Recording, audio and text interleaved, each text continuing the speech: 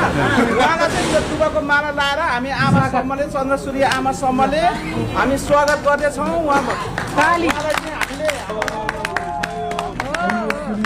आमा समूहद्वारा दाइलाई भव्य स्वागत गरिदिनु भएकोमा म चन्द्र अब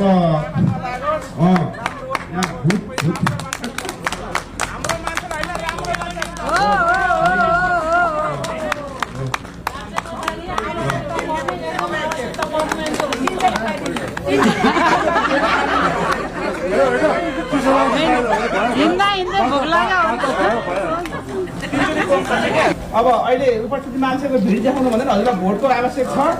भोट चाहिँ प्रत्येक घरको एउटा भोट कुलमान घिसिङलाई दिनुपर्छ, किनभने हामी ऋणी छौँ उहाँको। हामीले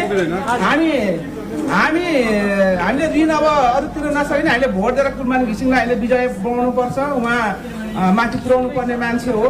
जसरी भए पनि उहाँलाई चाहिँ म पनि अब यहीँबाट सबैलाई भोट माग्दै वरिपरिका साथीभाइलाई सबैजनालाई चाहिँ मैले अब भनेको पनि छ, हजुरहरूले बुझिदिनु होला। उहाँलाई अब राखेरै हामीले कुलमान घिसिङलाई चाहिँ भोट दिनुपर्छ। हामीले अब के भन्छ नि, अब टुक्का उखान टुक्का भनेर हामी म केपी ओली जस्तै हुन्छु, म त हुन चाहन्छु। हाम्रोलाई होइन, राम्रोलाई भोट दिएर विजय गरौँ।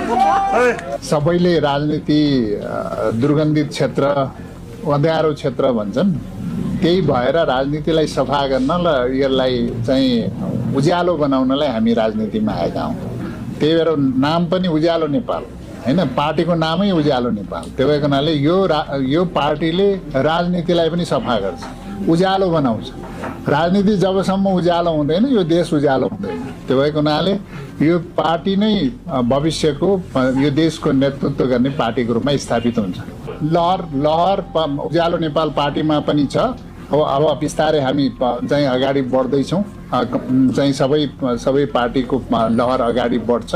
यो क्षणिकको लहरले धेरै कुरा चाहिँ समेट्दैन।